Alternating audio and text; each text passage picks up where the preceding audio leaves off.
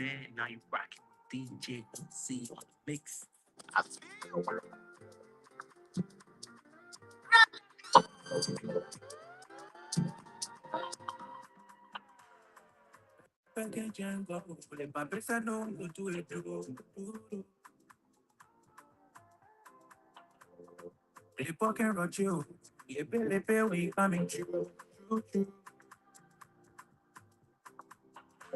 Y'all can see, y'all can see.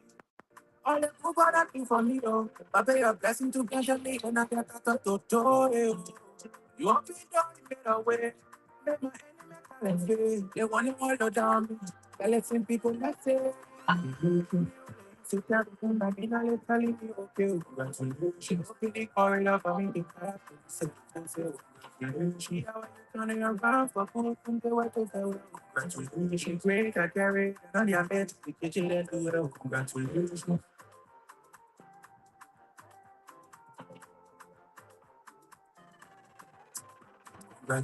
Yeah, all my kids, I want to be far. Hello, hello, hello, fellow Liberians. Hello, viewers out there. If you're watching us on Facebook, on YouTube, on LinkedIn, we say welcome to the Melting Pot, our special edition. And the thing there is that the Melting Pot is a Liberian initiative where we discuss issues pertaining to Liberia, our home country. And the thing is that discussion of Liberia has to do with, what is the day-to-day, situation obtaining in the country. So today, I want to tell us Liberians, as we all discuss the Donald Trump effect on Liberia economy, the growing hardship in the country. Like today, I saw a young man, Obadiah, lying down under Paulina Kra vehicle, and he has his head under Paulina's rear tires, and saying that he needs a job. If he cannot have a job, then Paulina should just ride over him. All right. So, and then I also saw another video today in my own community in the Painesville area. A group of motorcyclists having a meeting, and they are discussing the developing issues with the motorcyclists and the national police, where the national police and the motorcyclists have been in some situation, and the motorcyclist went on the rampage the other day, breaking down a police booth. All right, and then the police are now putting on a ban on where they can travel and where they cannot travel, and the guys are saying there are, dangerous consequences to their means of income being disrupted by the Liberian National Police. And in their mind, in those Liberians' minds, motorcycle being one of the means, in fact, not one of, but one of the biggest employment of the youth in the country. They're saying that that is going to have an effect on their economic livelihood. It's also going to have an effect on the crime rate in the country, as they are convinced that those who are able to make an honest living by riding their motorcycle, they might end up into, acts of crime. So yeah, so I want to discuss, as we talk about all of these economic issues affecting the country. I want to discuss how can we as Liberians ensure that we can go beyond some of these challenges and ensure that Liberia can take a turn for the better. All right, a turn for the better. I think every contribution, every thought process, every discussion that we all can have on our country development is going to make some level of impact. All right, it's going to have some level of impact on the country, and I think it's important because whether we like it or not, Liberia is not going to get better until we can fix some of the fundamental problems the country is going through. So yeah, so we will be going through the discussion today and discussing. I strongly believe that Liberia can, all right, Liberia is able to generate billions of dollars in that country to support our going through that discussion when I come right back after a little bit of this song, right?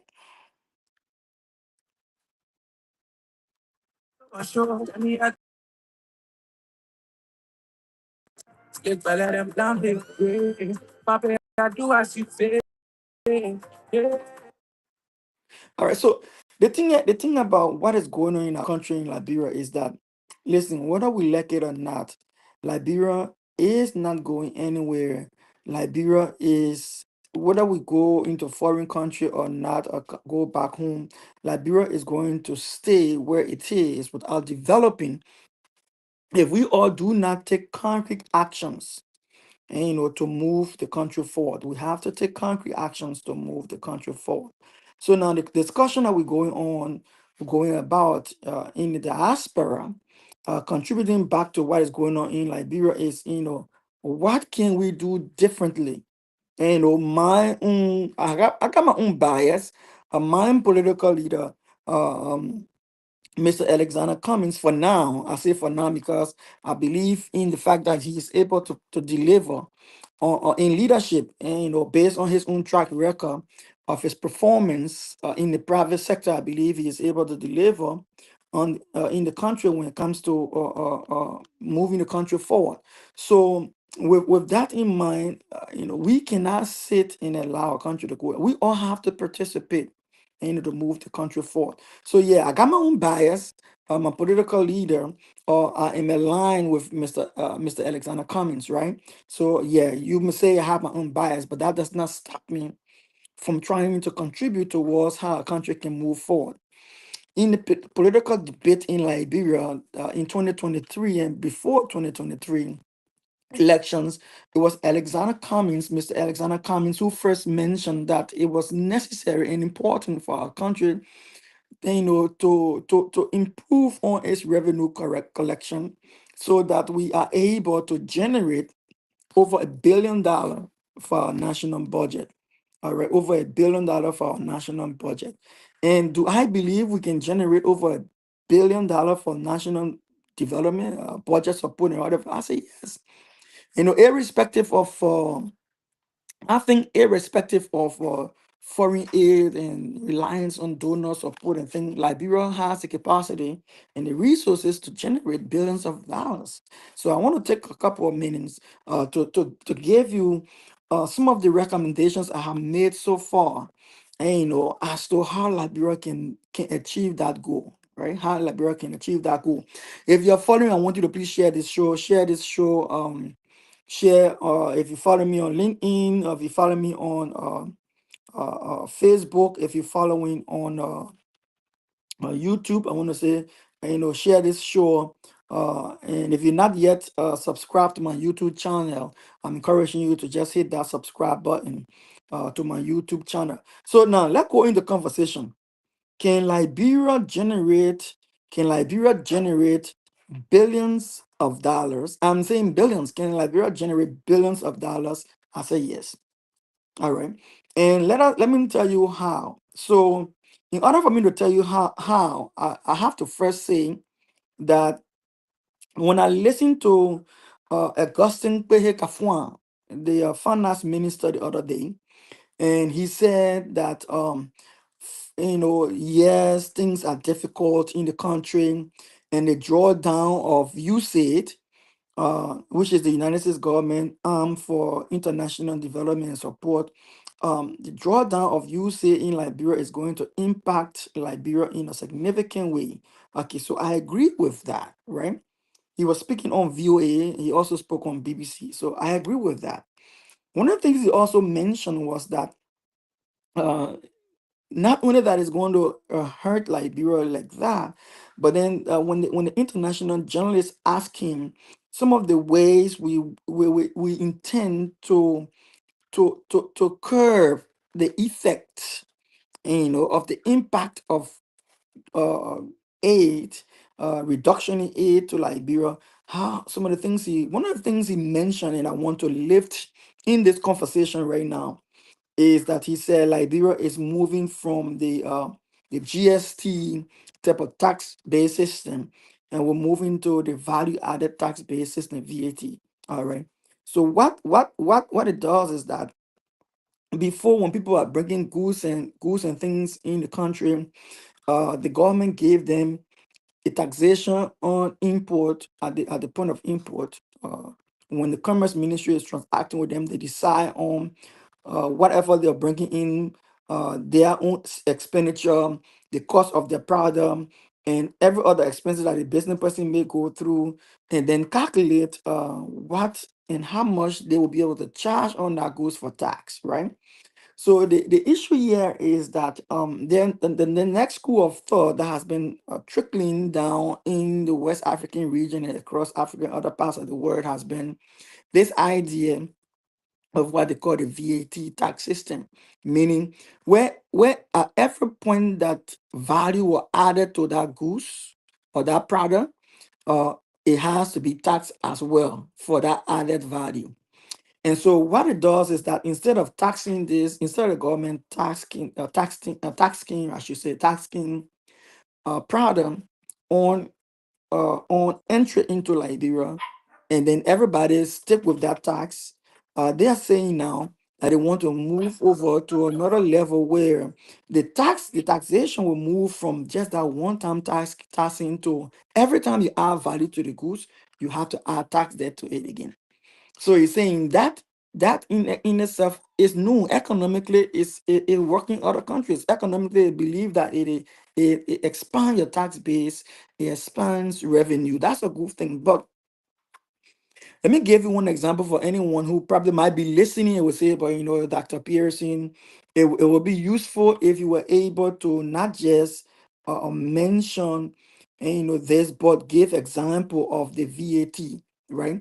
So, step for instance, let me give you example of what I'm talking about. With the VAT, say you went to China, you brought goods into Liberia. And the goods that you brought to Liberia, maybe you brought cell phone. When you brought a cell phone into the country, you and Commerce Ministry had a conversation. Commerce Ministry look at your importation log, and Commerce Ministry say, okay, this cell phone you brought in this country, and to sell it to our people, and so our people will not be suffering with the price that you're going to put on these goods. So what we're going to do is that we're going to make sure that the tax on this thing is this amount, this percent, right? So when Commerce Ministry and Ministry of Finance and Development planning put a tax on that goods has been taxed. That goods is not going to get taxed again anymore. So that cell phone, wherever you sell that cell phone, whatever you do with that cell phone, nobody putting any tax on that cell phone again, right? Um, for VAT, which is different from GST, for VAT, the value added tax. So say you brought in, let me say that I want to be more practical for any common person to understand. So you brought in flour, right? And so when you brought the flour, they taxed the flour. Commerce Ministry taxed the flour when the flour came in, right? Then say the business woman went, the wholesaler sold the flour to the retailer, right? And maybe let's say at the retailer level, the person who's doing that retail setting is doing maybe having a restaurant and they are facing food that they have to use that flour content. So any food product that was I'll put it that way, any food product that was taxed on coming into the country, when that primary food product, let's say the flour turn into maybe pastry, you're baking different kind of pastry in your restaurant, you want to sell it, then you want to put a tax on that pastry. The tax on that because the flour now did not only come in as a flour now it's transitioned to something else. And since you are going to be making additional profit on that new uh, uh, uh, uh, uh, uh, development you place on that flour, that new value you've added to that flour, then they also tax it. So you not only so when you go now to buy cake in the supermarket, cake not in the supermarket, but cake in the store or in the restaurant, whatever, you pay tax on that cake again. All right. So do we have the mechanism to drive that to achieve that? I'll say yes. Is it going to be something that's going to have, I mean, to be beneficial to the country? Yes. Is it something that we can do across the entire country? I would say no. But yes, can they do it step by step and achieve it? Yes. So I don't want to be insanely critical to the point where I make it to appear like it cannot work, right? So it does work. It does work. And it is beneficial in other places that it is happening.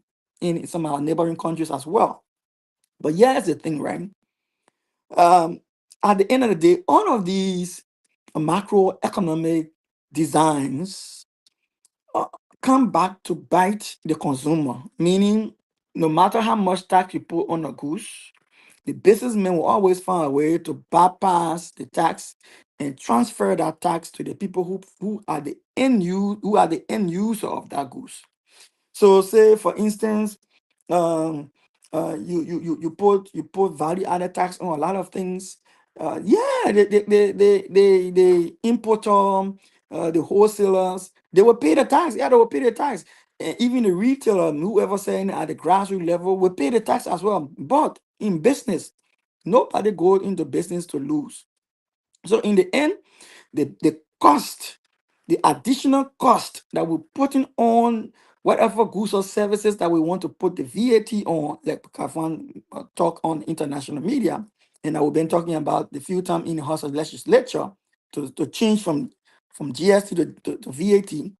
The bottom line is that the cost is transferred to the consumer. And who are the consumers? The consumers are the Liberian people. The man Wata, the man Yata, Sister Tene, brother John, or brother Paul, or Mr. Kekura, or brother Gaswade, anybody who is trying to buy or sell and do benefit from goods or services will end up picking up the burden of the business people, regardless of how the government twists and turn it. So, in my mind, right, as one of the Liberians who is talking a lot on a lot of things that are happening in Liberia, if policymakers, President Boyka, then who is in charge of the country, have one and listening, look, like, you already have what I called when I'm referring to Liberian people, the malnourished cow, right? The cow, COW, the cow. If you went cow feed, you see a malnourished cow from a healthy cow, you know what I'm talking about. In cow feed back in the day. When you go in the cow field and you see a healthy cow, it's fat. When you see a malnourished cow, it's dry, you can count all the ribs. So the Liberian people right now, with the level of poverty in the country, the last statistics, one of the statistics put Liberia when it comes to poverty, they say we are the eighth poorest country in the world, right? The eighth poorest country in the world. In West Africa, we are the second poorest country in West Africa. So let that sink in for a while. So you already have an impoverished, population, people who, in fact, the little revenue we are collecting in the country is not trickling down to them. It's not trickling down to them. Even when we say county development fund, even when we say, oh, concession companies in the country, they bring in millions of dollars. Those monies, the people way down the line don't even see it. They don't even see it. They don't even feel that money. And someone sitting here on maybe listening to this live, please share the show. You probably want to argue with me and say, oh, Dr. Pearson, you're just trying to be a troublemaker and you are lying. No, I'm not lying. You know, go back to international reports. Even under Madam Ellen Johnson Sirleaf, when we had the multiple debt waiver, where the relief of our debt, and we have millions of dollars coming as donor aid. We have NGOs and INGOs, everybody in the country. With all the free monies and things we're getting at the end of Madam Ellen Johnson tenure. After 12 years in power with President Joseph Boakai as a vice president, international reports show that Liberia had growth without development. In other words, they're trying to say the country received a lot of money and was showing a lot of potential for financial growth in the country, in the economy, but the common people did not feel it. The common people did not feel it. Poverty was still high. So our argument here is that you have a country of people. The country is rich, like one of my friends wrote. Samuel Jackson wrote in his book, "Rich Country, but Poor People." The country is rich with minerals and different forms of income to the country, revenue sources of income to the country, but yet the country is poor. There are just few people who have the money, few people who are enjoying the wealth of the country.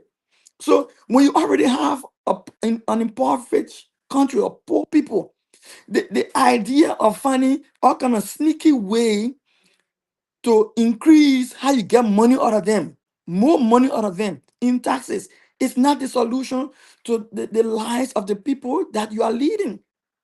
In other words, I'm saying to you, Mr. Kafwan, oh yeah, VAT, value added tax, is going to add more revenue to the coffers, but at whose expense? It's going to happen at the expense of this very same poor people. Because in the end, you guys who are in government, you guys who are in the legislature, you guys who are over LPRC, RRA, LTA, and all the other A's, you guys are making good money. In fact, your generator fuel, $3,000, other kind of thing, your scratch card, your housing allowance, even though you pay your own house ever since Charlie Quinta. But all of those benefits and things that you are receiving, it's easy for you, but for the ordinary Liberian people, they are suffering. And when the ordinary Liberian people are suffering, finding way to design how you get more tax out of them so that they can pay more for what little services and benefits and goods and services in the country, you're only going to hurt them further. Going to hurt them further. So I'm saying, listen, it's one way to go, but it is not the best way to go. So then comes my own idea. Let us look at some facts. Let's look at some facts before I provide and re-emphasize my idea I'm proposing to the Liberian government and to others. Listen, in 2022, Liberia already does not have, as Liberia as a whole, our Liberian government, our Liberian institution, we are not good at sourcing out or getting out statistics of our country, right? So we rely on other people to do the heavy lifting for us when it comes to statistics. So we got to rely on the World Bank. We have to rely on the IMF. We have to rely on the USAID that has left already. We have to rely on the UN agencies, the USAID, not USAID, but UNAs, UNICEF, UNDP, UN Women. We got to rely on those institutions for data, right? But in other African bank, for development, those are the people we rely on for data to talk about our own country. So we're not doing ourselves very good when it comes to data. And for some of the reasons, data to put your hands on credible and data from our own government is hard, right? So I will be uh surfacing, bringing up some data from 2022 and 2023. Somebody would say in the advanced country, I will be talking about 2024 data. So I'll be talking about 2023. And some of the data you want to look at as a government in order to make some sound economic decision will be, what is the employment rate? You want to know what is the employment rate? And especially amongst the youth. So, for instance, I just want to, build up to my argument why my recommendation I'm about to make for us to see billions of dollars in Liberia to affect the budget and have impact on the people. I want to make that argument. So listen to me, be patient with me. So listen, one of the things I'm talking about data and the importance of data is that, for instance, the police director jump up one morning and say, "Oh, no motorcycle can ride in this area. No motorcycle can ride in that area." Right. So, in other words, that you saw the motorcyclists on the on social media today, and they are worried about how it's going to impact their income, their livelihood, and the respect in their home, and how it's going to impact crime. Because if the motorcyclists who make up the majority of the employment of the young people in the country cannot ply their trade effectively and raise the money that put themselves in university, in high school, put the children in school, put food on the table, then they're going to lose income. When they lose income now, the next thing they're going to think about is how they can subsidize that lost income. To subsidize that lost income now, they want to end up finding other means of income. To find other means of income, crime becomes an attractive source to find ends meet. So the guys are saying on the social media, the motorcyclists are saying, y'all want to push us now going back so that people can start stealing, going and start harassing people for what they have in their homes. And we do not want that. We don't want that. So let me look at some statistics that will help us see some of the things I'm trying to, and where my argument is going that Liberia needs, to find way to bring our national revenue to at least billions of dollars, and then that billions of dollars can be properly managed in expenditure to reach down to the common people and relieve the burden. And then by doing that, I'm saying the best way to get it is not what Kafwan said on the international media when he said, we're having a new tax system now we call the VAT, value added tax. When the goods come in the country at the port, we tax it.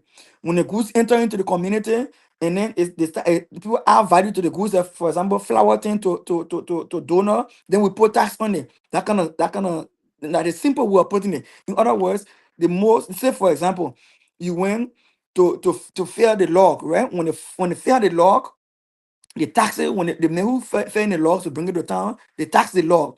When they bring the log in town and the log turn to shura, they won't tax the shura. When the log turn to bed, they won't tax the bed. When the log turn to kitchen table, they want to tax the kitchen table. When the log turns into kitchen cabinet, they want to tax the kitchen cabinet. So what that does is that the men who want to go do logging business will pay tax. The men who buy the log and want to use carpenter business to turn it into bed and shura and closet and dish cover, they want to tax the cover, the dish cover, and tax that one as well. And then, but at the same time, the man own business that he's doing just to open a business as a carpenter shop, that business also is taxed separately. So what we're saying is that listen, yeah, it work in other countries, it work in other countries.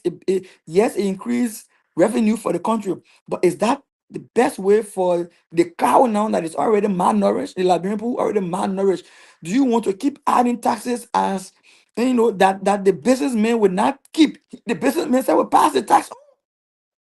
So say for instance, when a businessman cut down a log, he's supposed to sell the log for $50. So because of the new tax system, now he said, okay, I'll make it $55. Then when he reached to the carpenter now, who boy for $55, he said, okay, now I'm going to I'm going to make my call. When you make a call, the government say, I want to tax you again for the call you made. Then the man say, okay, yeah. So by the time the bill reached to the common person to buy it, all those different tax that accumulated will be passed on down to the consumer.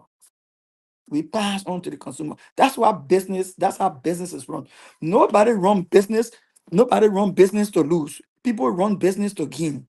So because people run business to gain, no businessman will take the cost.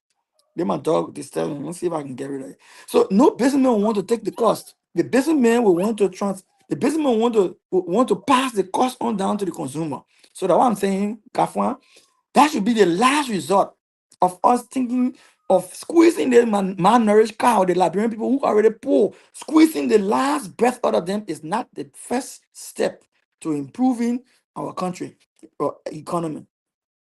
So in 2022, listen to me very carefully. In 2022, Liberia experienced a notable increase in our export earning, meaning things that we send outside the country to make money on it so that value money can come in the country, like US dollars, and it can come in the country. And then the country can say, oh yeah, we're making money now. Business people can say, oh yeah, we're making money. The government can say, oh yeah, we're making money and things like that. So that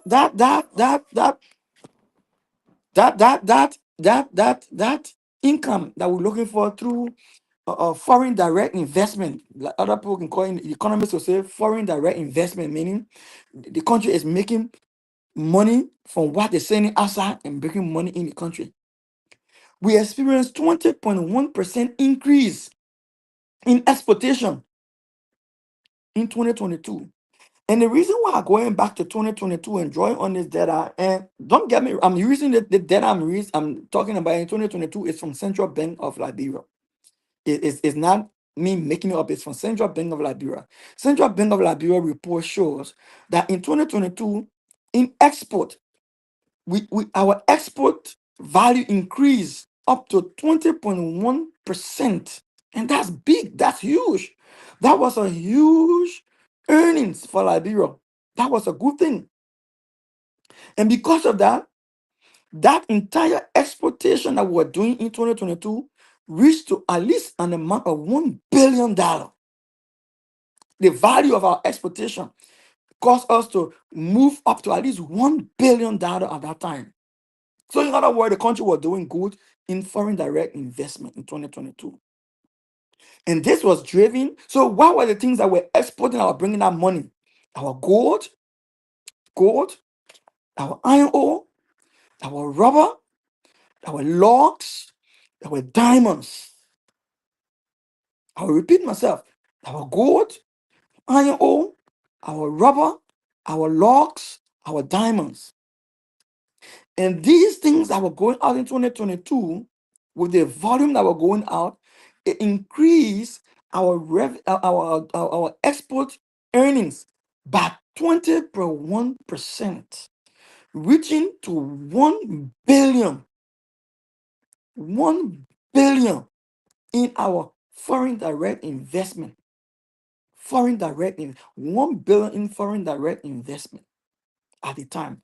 This does not account for other forms of taxation or benefit of income to the country that will come through hospitality. That right now is another strong source of income in Liberia right now for revenue. Hospitality, people who do hotel business, restaurant business, hospitality.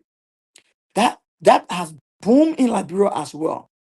This that I'm talking about does not account for LRA collection in small horse tax, small land taxes, small business in Liberia taxes. It doesn't account for that. That just export. And the reason I'm saying this and I'm bringing this to our attention is that I'm trying to say, like what my friend Samuel Jackson said in his book, Rich Country but Poor People, the country got money. And this that I'm talking about also, this 20.1% increase in export earnings that we carry also about 1 billion in foreign direct investment in 2022 that came through gold, iron ore, rubber, logs, and diamonds. That stream of economic boost to our country, I said and I repeat, did not it doesn't have anything to do with the other small money that LRA collecting in the country from us, land, small businesses in the country. It got nothing to do with that as well. No, it also doesn't have nothing to do with what LPRC, what comes through LPRC. It has nothing to do with what comes through RIA. It got nothing to do with what comes through what our own garden collect to NPA. It got nothing to do with what is collected through LEC. It got nothing to do what we could possibly get through Liberia Water and Silver. It got nothing to do with what we collect through local ports in Buchanan, in Maryland. It got nothing to do with the other things. It got nothing to do with NOCA selling of our different oil blocks information. It got nothing to do with that.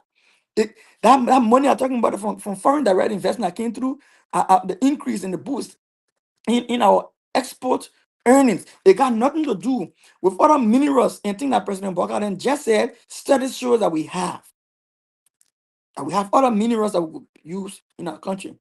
This information I'm talking about, that 1 billion earnings, and in foreign direct investment has nothing to do also with other source of revenue generation in our country, like somebody was mentioning, tourism. Nothing to do with those things, right? So then the concern now that we have is, uh, what should push us more to want to take this drastic action to ensure that we can account for all of this possible wealth. Transparency International 2024 says the corruption perception put Liberia at 135th out of 180. Liberia is 135 in the list of 180 countries with 135, which means we are bad off with corruption. I'm building my case. So why my recommendation to President Boyka to improve our economy is necessary. I'm building a case. Corruption is a problem. Right now, if you follow social media on social media in Liberia, you'll find out that every single day there's some kind of corruption. We are 135th country in 180 when it comes to corruption. I'm gonna let somebody saying you're 180 in the class, you come 135. Then you say then you won't be happy. You cannot be happy. I see Some politicians and some supporters of the current government celebrating Liberia came down 2 points in the corruption index, and it's something to celebrate. You are 135th in 180 countries. Then you celebrating 2 points drop in corruption. Corruption is a problem for our country. Now, because corruption is a problem for our country, there is even more reason to put in strong mechanism, strong economic measures that will streamline every source of revenue generation in our country. Get what I'm saying? Now, so besides corruption, another reason we need to take very serious note of our revenue generation and protect it is because what we import as a country. So, remember I talked about the exportation in 2020. I say in 2022, we had 21.1% of increase in export earning. Stuff we sent us out to get hard currency to come in. And we're able to reach $1 billion in our export earnings in 2022. CBL, Central Bengal Bureau report. But at the same time, besides the problem of corruption hurting us, we also have a problem, economic problem, where we import more. We bring we depend on all of the things we want to live on in our country. We depend more on taking it from outside the country than producing it inside the country. So that alone add to the burden of keeping our economy on top. Let me give you some statistics, right?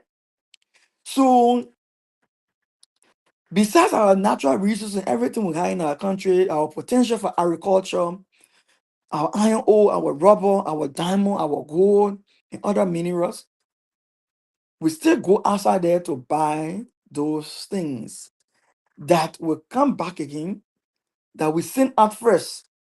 And then the one that sort of will go and get from us and bring it will be the same rubber that we as export will come back in as plastic containers and things. The same irons and thing we export it, but it come back in different form. We call finished product. The same diamond we send out there, it come back inside again in finished product. The same gold we send outside there, it come back in finished product. And so many things. At the end of the day, we collect those things from outside. The very coffee and the cocoa and thing we're producing in, we're growing in Liberia, we're selling to cocoa and coffee is becoming a thing in Liberia now. So the cocoa and coffee that we sell and put in bag, in the raw cocoa seed and put in bag, we wrap it, we send it, put on a ship, and we send it outside to sell it. It come out to us again in jars, in container, in plastic, and other kind of thing. When it come out to us again, this is what central bank says. Even though in exportation, the things that we send out of the country to make money out of our natural resources, we send out of the country to make money out of it. They say when we went back to collect those very similar things and bring it back in the country to be able to use it to live, we spend 1.5 billion that same year on in the country. So in other words, you spend $0.5 billion getting from outside your country. So in other words, even though we made like $1 billion in export to bring $1 billion in the country, when we're spending money to get things that to come back in the country, we spend $1.5 billion. In other words, we operated in deficit. Our country operated in the red. As a country, all of us we operated in the red. Meaning, and let me see if I can break it down for some of you. So look at it this way: you have your house, right, and your family, and say maybe your decide in order for us to have money to survive and keep the family going, we'll do business. So the business we're doing to sell outside the house, maybe we're growing potato in the backyard, we're growing cassava in the backyard, we're growing pawpaw in the backyard. But then we sell our pawpaw wholesale raw jelly that we sell it outside. So when we sell all the pawpaw, the cassava, and the potato green, and everything, we sell it outside in whole in bulk. Like that, we just sell it outside. Maybe we make $1,000. But then we went to the market now to buy the very pawpaw, the cassava and the potato green that they put. Maybe they put it in plastic, or they turn it to fufu, or they turn it to starch, or they turn the cassava into the one they put in the cup, and they put people around it because it's marketed cassava leaf. So when we went outside to buy food, we can't cook because we eating the one facing ourselves. When outside to go buy the food, we can't cook. The money we spent to buy the very thing that we sold to the other people went to turn it into cup and plastic design, custom goods. When we bought it, we spent more money to buy it than we spent to sell the raw goods to the people who sell it to go buy it from. That's that's the simplest way I can put it. Let me find another way to put it. You get flour. You take the flour that you facing your house, you put it in the bag, you carry it outside, you sell the flour, then you go buy a donut. The money you take to go buy the donut is more than the money you spend to buy the flour in the whole year. So say the flour you sold the whole year, you sold $1,000 flour. Then when you went outside to buy a donut from the person who said the flour, you bought $1,500 donut from them. So at the end of the day, what we're saying, your resources are not benefiting you the way they're supposed to benefit you. So in other words, I'm saying, if you flip it around, I'm saying you can get more from your resources if you take your time to understand how to utilize your resources, right? So when you put this one and two together, corruption, high importation above our export earnings, we suffer ourselves, right? So, but the potential is there. So now this is the bottom line for the next half of my life. Then I close the life. Then what should we do now? What should we do now? What should we do? What can we do about it? What can we do about it? This is what I think we can do about it. We are in a country where we've been there for over 178 years as an independent country. Correct me if I'm wrong. 107. We got since 1847, right? So for the number of time we've been here uh, as a country, there are so much things we've been doing, and not just doing so much, we've been doing so much things wrong. And we have not stopped to ask ourselves, what are some of the things that we are doing wrong? How can we fix it? So politically, we may come up and say, hey, you know what? John Brown is the president today. The man is not doing the correct thing. So we'll go ahead, we'll cause noise on John Brown, right? But the point of the matter, when John Brown leaves and we get there, instead of changing the things that John Brown was doing that make us to suffer in the first place, we say no. We say no. Instead of changing the thing that make us suffer in the first, we say no. We come back and we maintain the same old things that John was doing, and then at the end of the day, the country remains the same.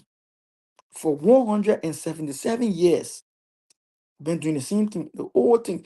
My political leader, Alexander Cummings, was saying, like Albert Einstein was saying, you can't keep doing the same thing over and over and expect different results. So here's my recommendation. During Tottenham time, Turbo time, Dole time, other people, there were this situation where you would say, hey, patronage. Turbo will go to LPRC, to NPA, collect money from there, and then he go on a farm, and then government minister then come and then he divide money on them. He go in the village, he divide money on the paramount chief, town chief, then divide money on them. But the same money, that money they divide, that the country money. But one group of people enjoying it, one group of people benefiting from it, right? So all those who complain and complain and complain and say, oh, these things were wrong, now they are in power. Why can't we fix it? Why are we maintaining it? So this is my idea. Let me not be around the bush now. This is my idea. My last 15 minutes, this is my idea. Oh, I say some more. Listen to me. Oh, absolutely all revenue collection, whether it be it through autonomous agency, government ministries and agency, all revenue collection should be collected only by LRA.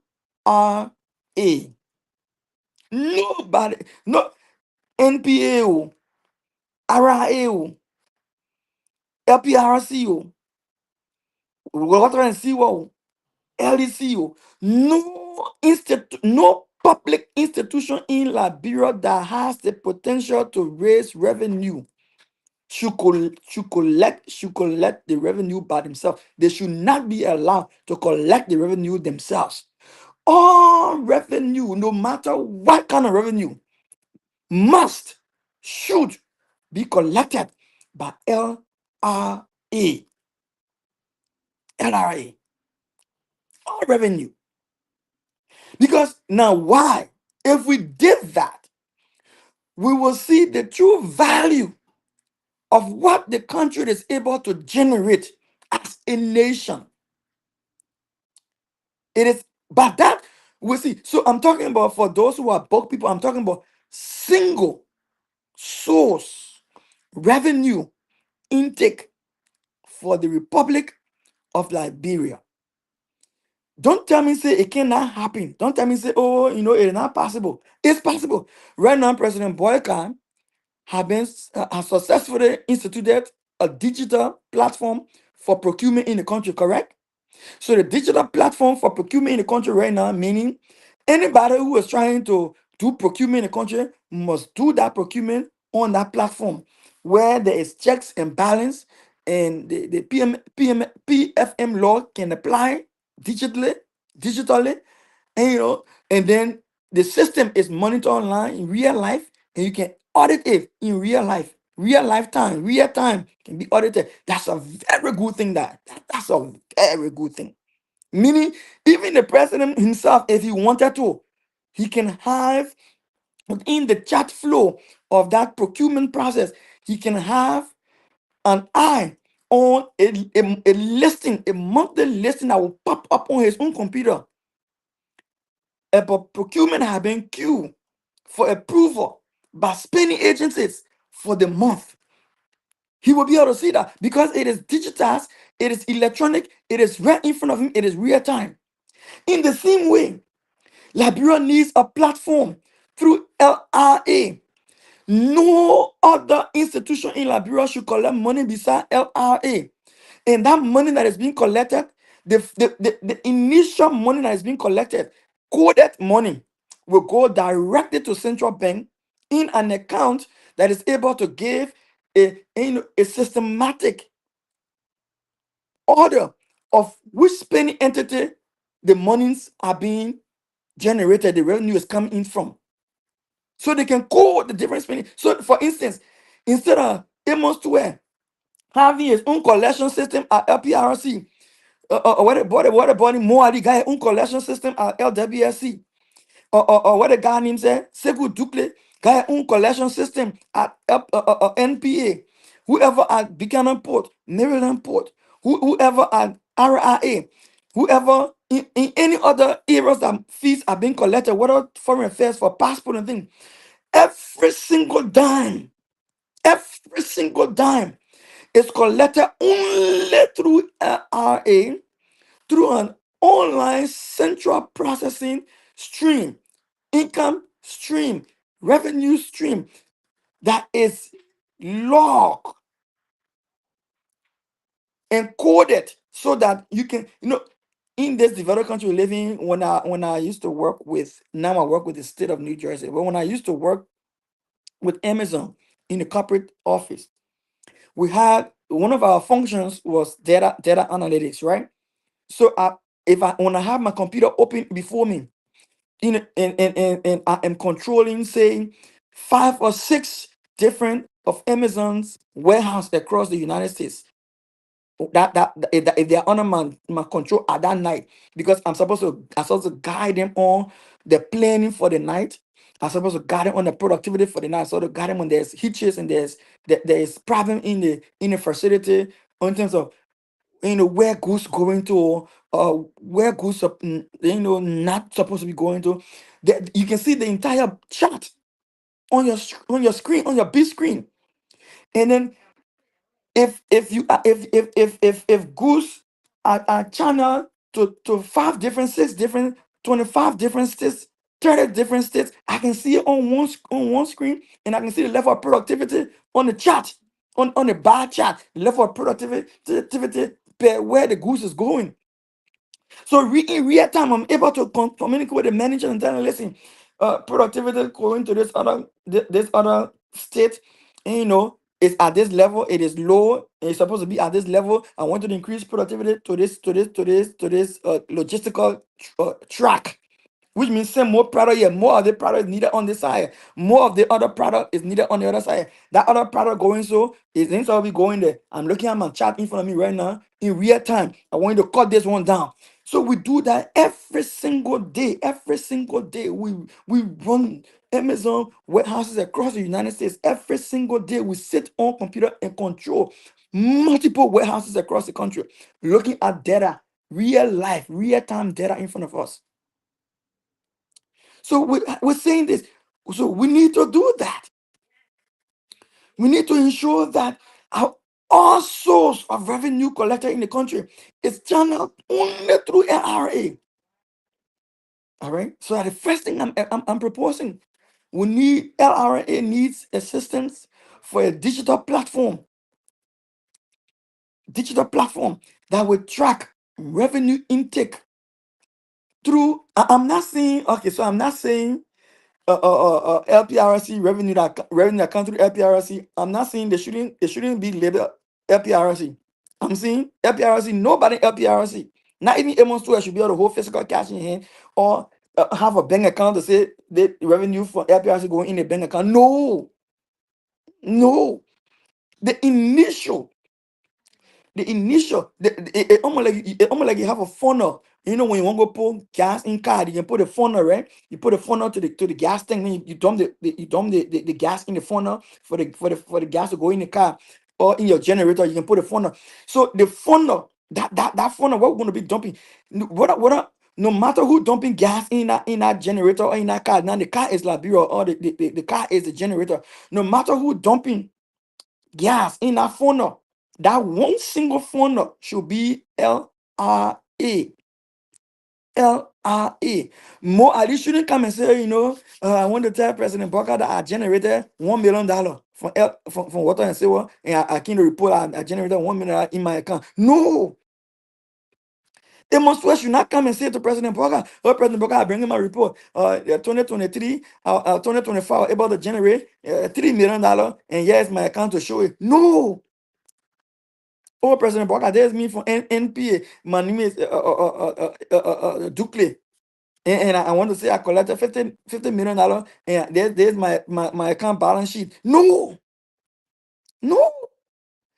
I can assure President Joseph Yaman Boyka, I can assure Finance Minister Finance Minister Augustine Kwehe Kafwan, I can assure the entire financial team of the Amara Kone in the Senate and whoever in the disgruntled lawmakers group. I can assure you all that if we pass a law tomorrow that says, or we pass an executive order that says, no revenue collected in Liberia will be collected by any revenue generating entity in an account that is separate from this singular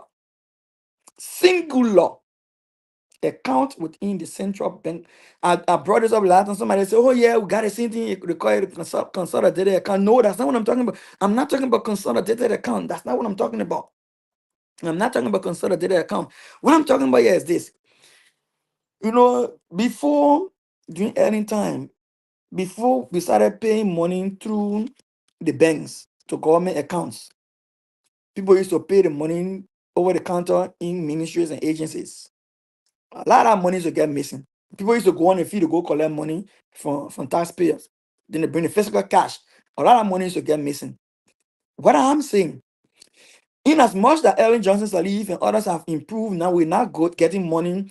People are not going to collect the money on the field, they're paying it through LRA, and they're paying it through the bank and things like that. I agree. But I want you to pay attention to me. This is my argument. Even though people paying money to banks, some of the money they're paying to bank is not going directly to LRA. Some of the money people paying to banks are going into autonomous agencies account. That NPA, like LPRC, like LEC, in other places, they pay the money directly, and then they will come and say they come and report what they earn. No, what am I saying? We need that one funder. They want you, like, when you want to put your gas in the car, they get funnel you can put in, you dump the gas. I'm saying we need that one funnel for Liberia, who is the generator or the Liberia, who is the car that will want to dump that revenue in. That one funnel should be LRA. Simple. Only LRA. Only LRA. Only LRA. Nobody else. Now, somebody will say then the argument will be Amos to where we're arguing. So, my entity will be marginalized because agenda. No, no, no, that's not what I'm saying. The funds will be coded.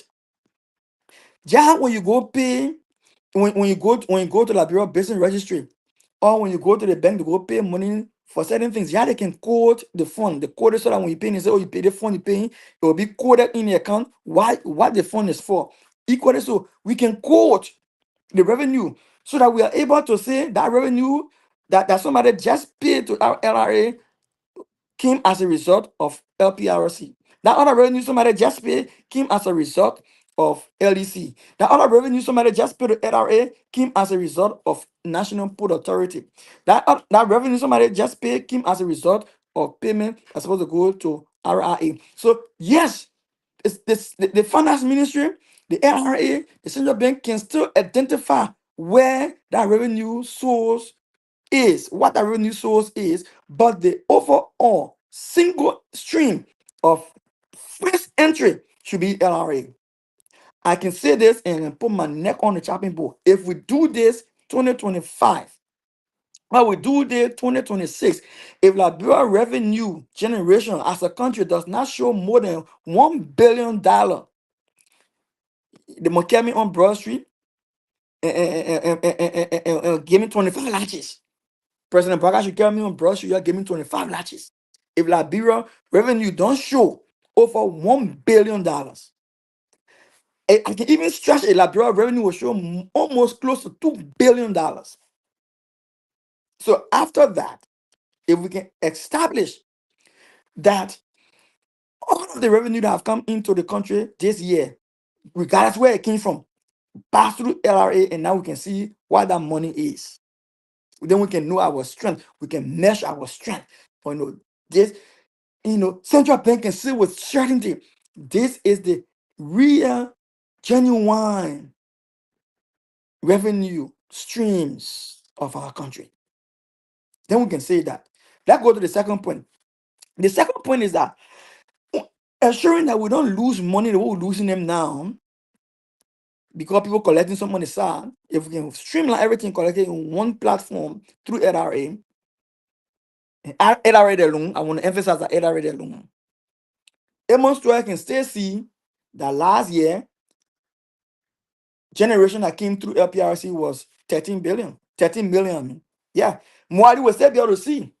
Even though he didn't touch the physical cash, he didn't go into the bank account for LWSC or NPA bank account or LPRC, but he didn't go there directly. But he will still be able to see that this was the kind of money that came through as a result of my work at LWSC, or as a result of my work from Maritime, or as a result of my work from LPRC, as a result of my work from maybe Passport Division. You will still see.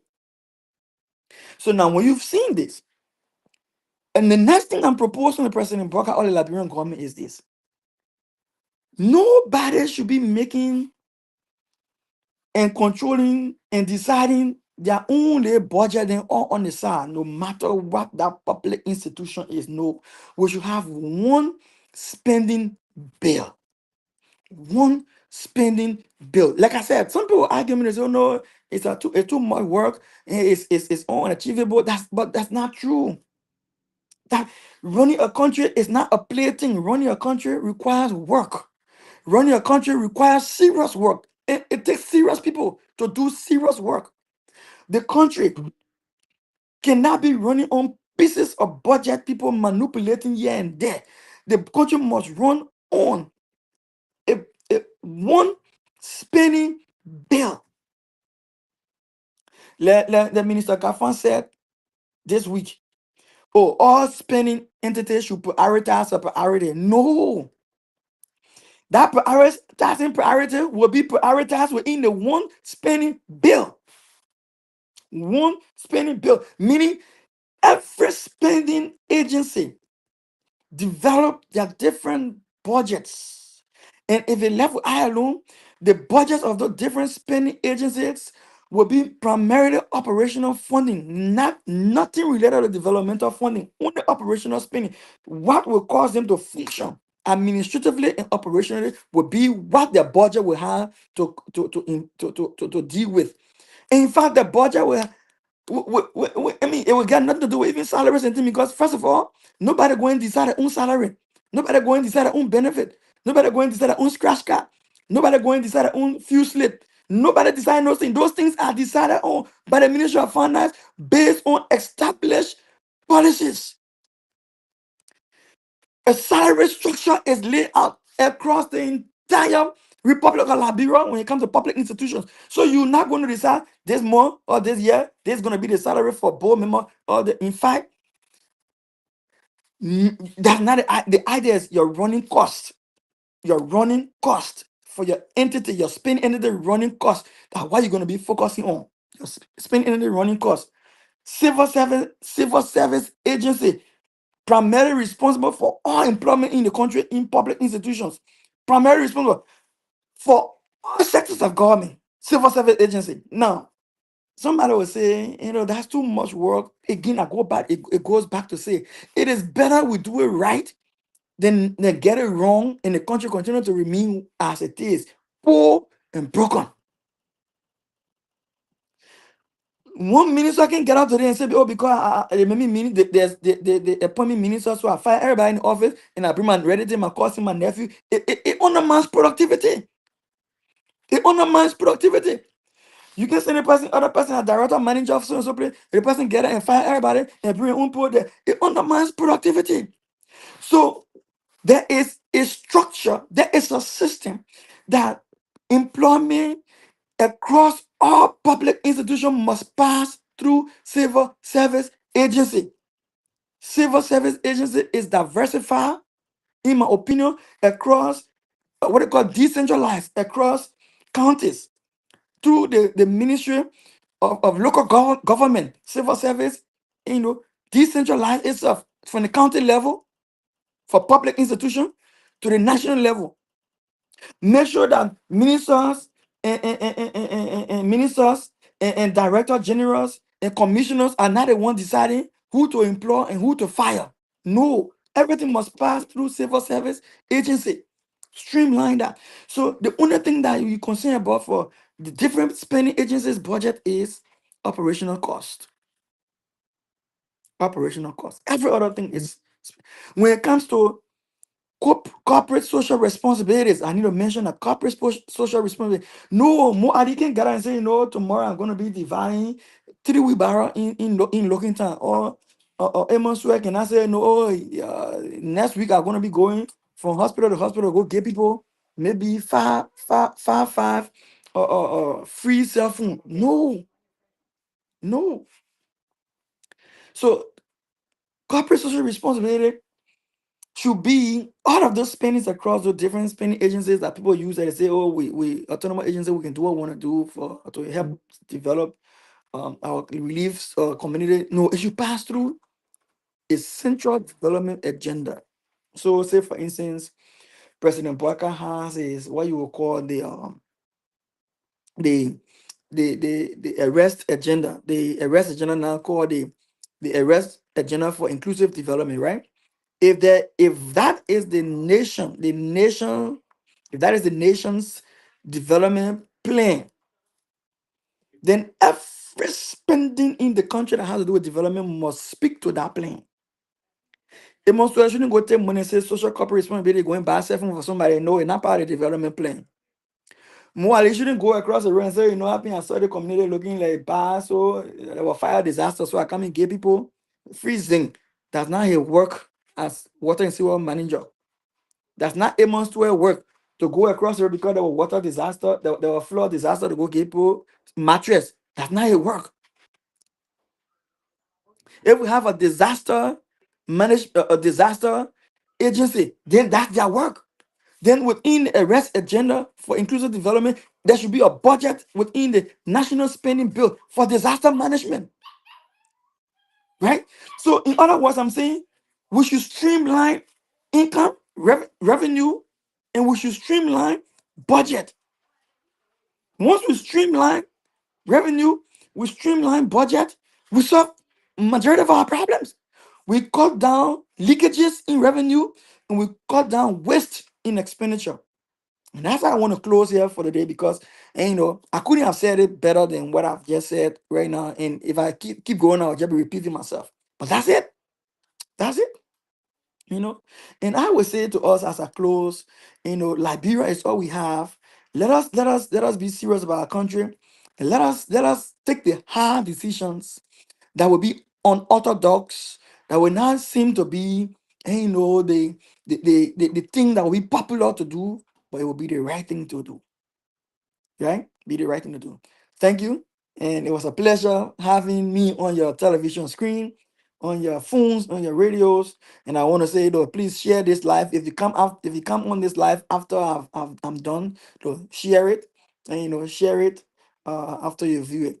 And if you're on my YouTube channel, I say please subscribe to my YouTube channel. All right. I want to say thank you. God bless you. God bless our country. My 1 hour is over. Have a wonderful day.